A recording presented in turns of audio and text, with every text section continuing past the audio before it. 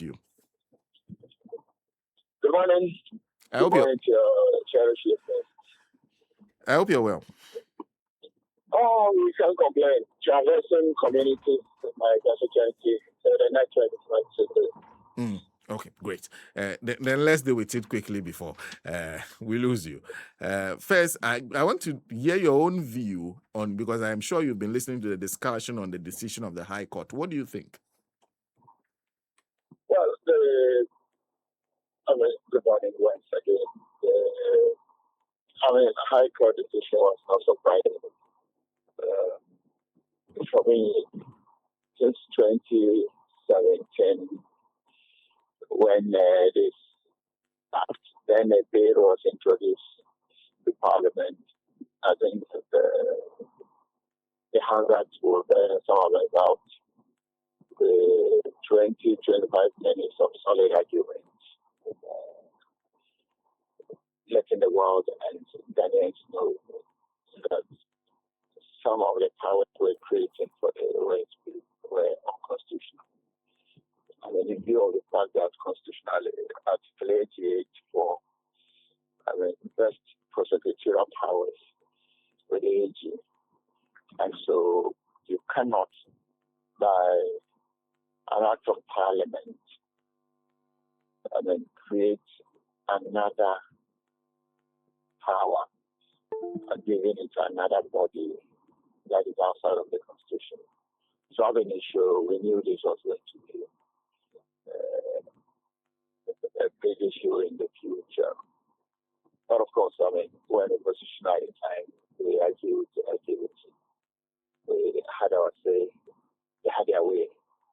And so I'm not surprised that well-meaning citizens and Ghanaians will want to challenge the unconstitutionality of this current. So I'm not surprised at the decision of the High Court. In this case, it seemed the High Court judge relied heavily on one thing that was supposed to have been done by the Attorney General. That is, issue an authorization.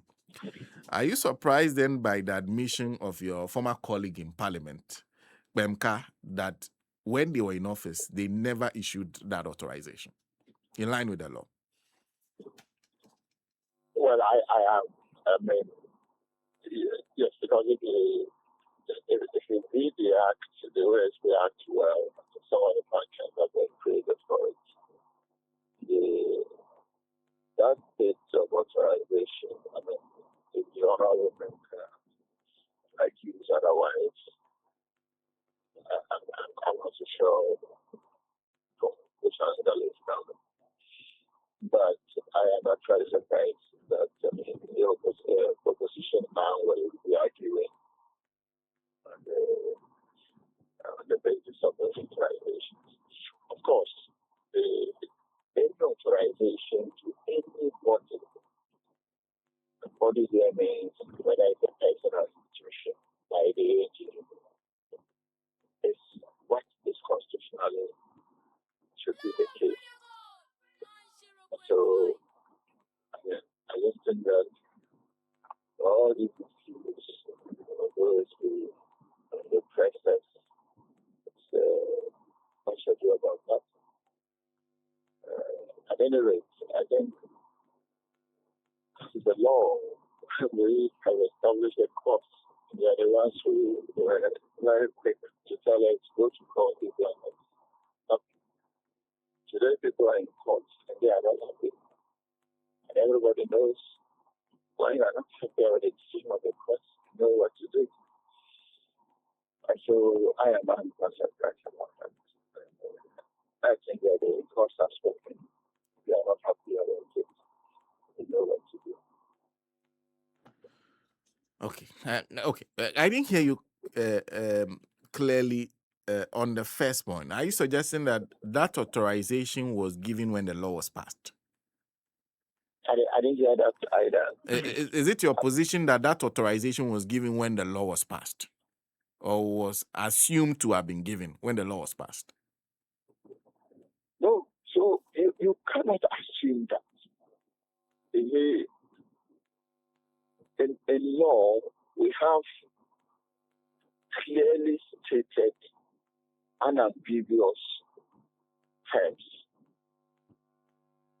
So you cannot presume that the fact that you are creating an office, that which office has to be taking authorization from the AG,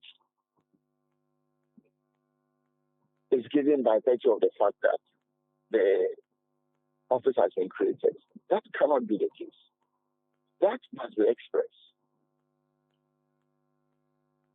And in that act, there's nothing that states that any act by the OSP is presumed to have been authorized by the AG. No. It has to be unauthorized. An expressly authorized authority. So you can argue it for all points of view, and that is the law anyway. I mean, subject to various forms of interpretation. But what the Constitution says that prosecutorial powers first in the AG, you need that express authorization. You cannot create a law and say that it is presumed that by creation of this law, the powers of AG has been ceded, or parts of it has been ceded by the mere creation of a particular law. No, it has to be authorized. It has to be expressly stated. That is my view. You say, though, if okay, so for example, if the OSP's office disagrees with this matter, they can head to court, because clearly it seems that Attorney General's position is that an order has been given, and we will take steps to be in compliance with that order. There are those who Yes, also. I mean, please go ahead. Okay, because the suggestion from I'm not sure if you know Professor Kuku Asari. His suggestion is simple: that currently in office is Dr. Dominic Ayine. He Yes. is the Attorney General.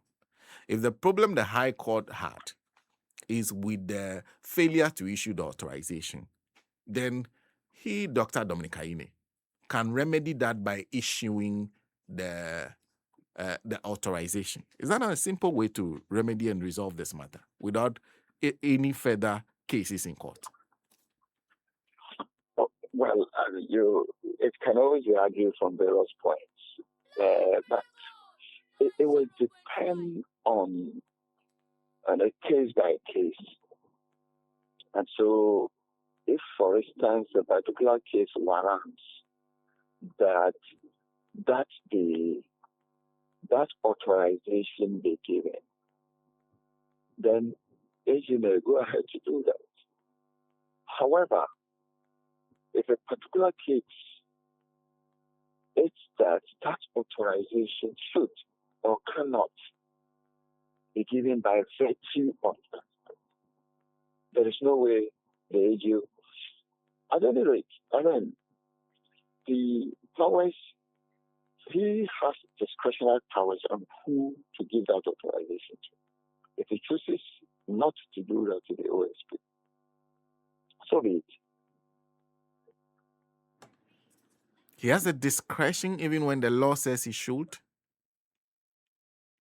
Because the law you pass is express. The law did not say he should. The Constitution vests that in him.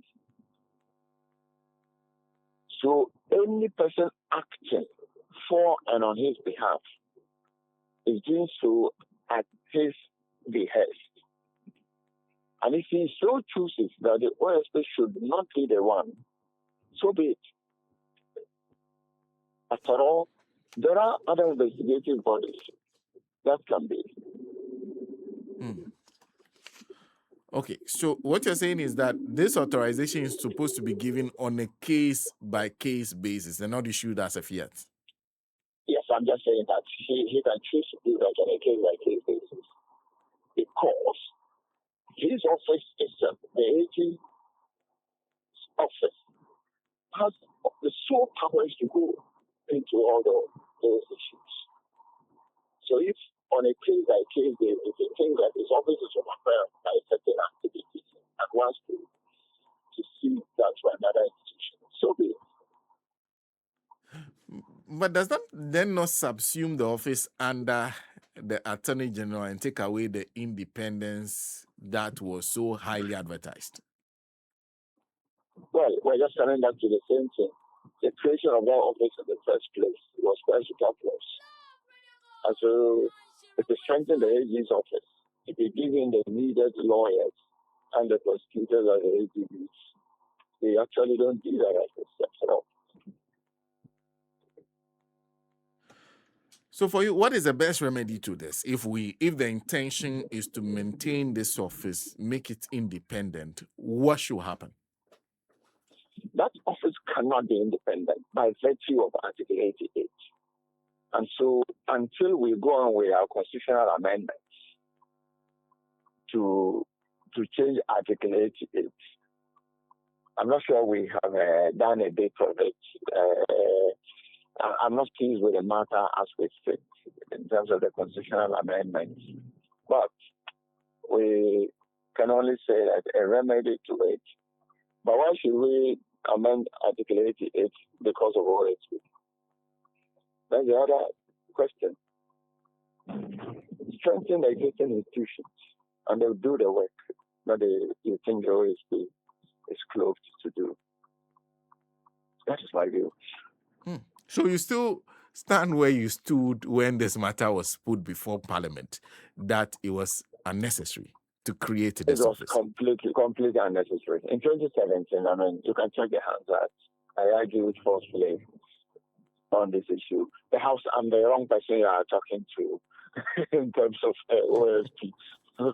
I made it very, very clear that this office was much ado about nothing, because it cannot act without the authorization of the AG. And it simply should not have been a creation of an office. The AG can simply authorize any other body or institution to act prosecutorially unless they have. I still stand by that yesterday, today, and tomorrow.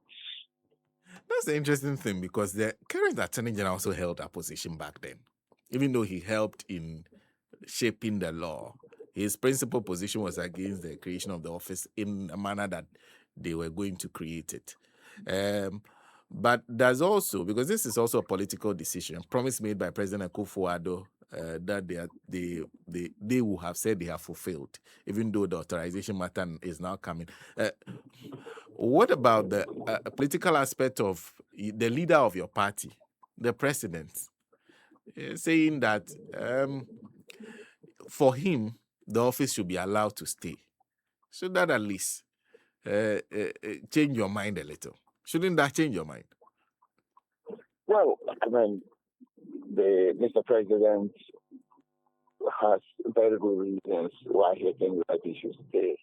And for me, if it adds up to unraveling, investigating, bringing out issues of corruption that complements the existing institution, that is fine. Remember, we were just talking about the prosecutorial bit of the OSP. I mean, if Mr. President's view is that this assistance complements, I mean, those bits that are not contentious are not constitutionally illegal, then those ones can stay. I really don't have quarrels about that. But the key thing that the proponent at the time in bringing the bill to Parliament stressed on was the fact that so they would investigate, they would prosecute, they would do. And we told them, no, you can investigate, you can find out issues, but you cannot prosecute without the authorization of the AG. And so this was so fun by that. I mean, Mr. President's views very well respected, notwithstanding. And so those aspects that are not into prosecutorial, I mean, can still hang on and they can still complement the existing institutions. Honorable, thank you. Thank you very much for speaking to us. And I wish you all the best in the constituency. My line has not been too friendly to all of us. Yes. Thank you so much. It's manageable. We have a clearer line next time we discuss. That would be great. That would be great. He is a member of parliament for Daboya Mankarigo, Chairman Constitutional and Legal Affairs Committee of Parliament, Honorable Mahama Shaibu. Join us on the line. A few of you have been sharing your comments on this. Nia Yemos, OSP cannot be trusted due to relationship with the previous government. That's Nia Yemos joining us. Then there's Ezi Maldini. The same Maldini, except that you have Nelson. Maldini Nelson says, how can the AG give authorization when the OSP is not forthcoming with information? The AG to give authorization. When the OSP comes clean or opens up with the AG, he will grant him the authorization. That's the angle everyone should look at, the angle from which everyone should look at this matter. There's Samuel Apia Kwesi, who is joining us. Who only says a good morning. Paul Amanosoji says the NDC is the best future for Ghanaians. Kwekwabra is also joining us. Says the fight against corruption in Ghana. He's always a host. NDC and NPP are the same. For NDC, I weep for them. If it were NDC former finance minister and to be on the run, there will be a demonstration in front of the Jubilee House each day. Nia Yemo says if the NDC did not step in to regularize the OSP, any convictions by the OSP will be overturned by the same MPP in the future. Victor Jogbenu says, thank you, Senator. NDC must just issue the authorization if you want to fight corruption. Henry Anderson is joining us. Good morning. Kobla says, good morning. Why do Ghanaians like playing Kululu? This is a simple issue. OSP should just seek for authorization before prosecuting anyone. Is this rocket science? OSP has ego problems. Finito. That's Kobla. There's also Buzi Betel joining us. Good morning to Musa Bato. Any attempt by... Okay. I think that there's a certain matter of Vincent Ekoesifuas talking about something that's happening at the NPRA. Okay, interesting that he's commenting on. Good morning to Mr. Chris Bwedi at NPRA. They said he's what? He said he's building another office, even though he has not commissioned the new one. Are they using the new? Is he saying that they didn't use the new one? I'm saying new one. From Vincent Ekoesifuas, new one. Almost as I say, on use. Oh, okay. Then they are building. And I'm based phase 2. Okay. And I'm day on my Juma phone be called US. Okay. Okay. So I say Ghana Hano. The Mukakusian or a US and Umutimisian Hana. Okay. The no press conference. Okay. Interestingly, what he says, I think there were a few weeks ago or something. We're discussing this directive from the presidency about training abroad. Right? Yes. There was a directive to that effect. Yes. Okay. First of all, you have to establish the veracity of what he's saying. What he's saying, is he accurate? If it is, then the questions can be asked. And I mean, who said, is it Papa the lawyer so kase the visitor kwase for can say okay. Who is his lawyer? Maybe a free lawyer. Okay. But I think this is institutional law. Institutional. Because these allegations are institutional, they are not personal. Do you understand? Okay. The decision to build phase 2 of a new office. Maybe so another Vincent question for some no kind. There were other ones personal too. Okay. Because if they are not personal, then the response should come from the company, the NPRA, not from the lawyer of the man. So we'll try.